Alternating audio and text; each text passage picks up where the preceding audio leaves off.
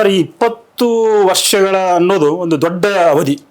So ಈ ಕಾಯ್ದೆಯ ಪ್ರಮುಖ ಉದ್ದೇಶ ಆಡಳಿತದಲ್ಲಿ ಪಾರದರ್ಶಕತೆ ತರಬೇಕು, ಎಲ್ಲಕ್ಕಿಂತ ಹೆಚ್ಚಾಗಿ ಭ್ರಷ್ಟಾಚಾರಕ್ಕೆ ಕಡಿವಾಣ ಹಾಕಬೇಕು. ಯಾವುದೇ ಸರ್ಕಾರಿ ಸಂಸ್ಥೆಗಳಲ್ಲಿ ಏನು ನಡೀತಾ ಇದೆ ಅನ್ನೋದು ಸಾರ್ವಜನಿಕರಿಗೆ ಗೊತ್ತಾಗಬೇಕು. ಯಾಕಂತಂದರೆ ಸಾರ್ವಜನಿಕರ ತೆರಿಗೆ ಹಣದಿಂದನೇ ಎಲ್ಲ ಸರ್ಕಾರಗಳು ಸಂಘ ಸಂಸ್ಥೆಗಳು ನಡೆಯೋದು. ಸೊ ಈ ಉದ್ದೇಶ ನಿಮ್ಮ ಪ್ರಕಾರ ಎಷ್ಟರ ಮಟ್ಟಿಗೆ ಈಡೇರಿದೆ? ಈ ಮಾಹಿತಿ ಹಕ್ಕು ಅಧಿನಿಯಮ ಏನು 2005ರಲ್ಲಿ ಅಂದಿನ ಮನಮೋಹನ್ ಸಿಂಗ್ ಸರ್ಕಾರ ತಂತು, ಅದು ತರಲಿಕ್ಕೇ ದೊಡ್ಡ ಹೋರಾಟ ನಡೆದಿತ್ತು. ರಾಜಸ್ಥಾನದ ದೇವದುಂಗ್ರಿ ಅನ್ನಂಥ ಹಳ್ಳಿನಲ್ಲಿ ನಿಖಿಲ್ ಡೇ ಮತ್ತು ಅರುಣ್ ರಾಯ್ ಅನ್ನಂಥ ಇವರು ಒಂದು ಕಿಸಾನ್ ಶಕ್ತಿ ಸಂಘಟನೆಯನ್ನು ರೂಪಿಸ್ಕೊಂಡು ಅದ್ರ ಮೂಲಕ ಹೋರಾಟ ಮಾಡಿ ಕಾಯ್ದೆ ತಂದರು. ಯಾಕೆ ಅಂತಂದರೆ ಬೇರೆ ಬೇರೆ ದೇಶಗಳಲ್ಲಿ ಕಾಯ್ದೆ ಜಾರಿಯಲ್ಲಿತ್ತು, ಬೇರೆ ಬೇರೆ ರೂಪದಲ್ಲಿತ್ತು. ಯುನೆಸ್ಕೋದ ಸದಸ್ಯ ರಾಷ್ಟ್ರಗಳ ಪೈಕಿ 132 ರಾಷ್ಟ್ರದಲ್ಲಿ ಕಾಯ್ದೆ ಇದೆ. ಸ್ವೀಡನ್ನಲ್ಲಿ 1766ರಲ್ಲಿ ಇದು ಜಾರಿಗೆ ಬಂದಿದ್ದು.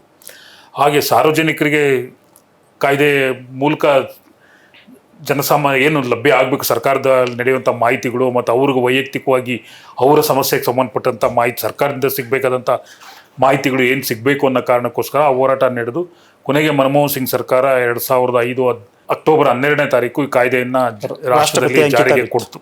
ಇದು 4 ಪ್ರಮುಖ ಉದ್ದೇಶಗಳನ್ನು ಈ ಕಾಯ್ದೆ ತರಕ್ಕೆ ಇದೆ.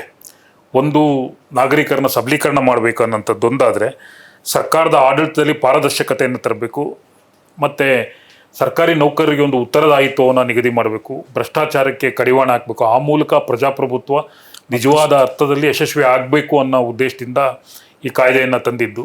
ಕಾಯ್ದೆ ಬಂದ ಮೇಲೆ ಕೇಂದ್ರದಲ್ಲಿ ಕೇಂದ್ರ ಮಾಹಿತಿ ಆಯೋಗ ಇದ್ದರೆ ಎಲ್ಲ ರಾಜ್ಯಗಳಲ್ಲೂ ರಾಜ್ಯ ಮಾಹಿತಿ ಆಯೋಗಗಳು ಅಲ್ಲಿ ಮಾಹಿತಿ ಆಯುಕ್ತರಿದ್ದಾರೆ. ಕರ್ನಾಟಕದಲ್ಲೂ ಕೂಡ ಕರ್ನಾಟಕ ಮಾಹಿತಿ ಆಯೋಗ ಕೆಲಸ ಮಾಡ್ತಿದೆ. ಇದರ ಕೇಂದ್ರ ಕಚೇರಿ ಬೆಂಗಳೂರಲ್ಲಿದೆ.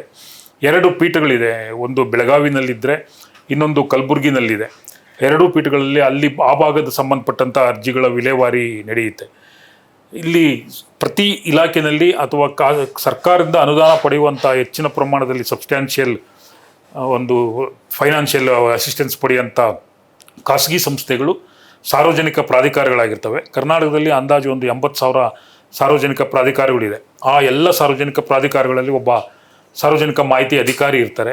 ಅವರು ಅರ್ಜಿದಾರ ಅಲ್ಲಿ ಮಾಹಿತಿಗೆ ಅರ್ಜಿಯನ್ನು ಸಲ್ಲಿಸಿದ್ರೆ ಕೇವಲ 10 ರೂಪಾಯಿಗೆ ಅರ್ಜಿಯನ್ನು ಸಲ್ಲಿಸುವಂಥದ್ದು. ಅರ್ಜಿಯನ್ನು ಸಲ್ಲಿಸಿದ್ರೆ ಅವರು 30 ದಿನದೊಳಗಡೆ ಮಾಹಿತಿಯನ್ನು ಕೊಡಬೇಕು. ನಾವು ಏನು ಆಯುಕ್ತರಾಗಿ ಬಂದ್ವಿ ಕಳೆದ ಫೆಬ್ರವರಿನಲ್ಲಿ. ಆಮೇಲೆ ನಾವು ಕೋರ್ಟ್ ಪ್ರೊಸೀಡಿಂಗ್ಸ್ನ ಮಾರ್ಚಿಂದ ಮಾಡಲಿಕ್ಕೆ ಶುರು ಮಾಡಿದ್ವಿ. ನಾವು ನೋಡ್ದಂಗೆ ಈಗ ಒಂದು 70-80% ಮಾಹಿತಿ ಅಥವಾ ಸೂಕ್ತ ಹಿಂಬರಹ ಅರ್ಜಿದಾರರಿಗೆ ಲಭ್ಯ ಆಗ್ತಾ ಇದೆ. ಅಷ್ಟರ ಮಟ್ಟಿಗೆ ಅರ್ಜಿಗಳ ಸಂಖ್ಯೆ ತುಂಬ ಬರ್ತಾ ಇದೆ. ಅರ್ಜಿಗಳ ಸಂಖ್ಯೆ ತುಂಬ ಬರ್ತಿರೋದನ್ನ ನೀವು ನೋಡಿದ್ರೇ ಎಷ್ಟರ ಮಟ್ಟಿಗೆ ಅದರದ್ದು ಅವೇರ್ನೆಸ್ ಇದೆ ಜನರಲ್ಲಿ ಅನ್ನೋದು ಗೊತ್ತಾಗುತ್ತೆ.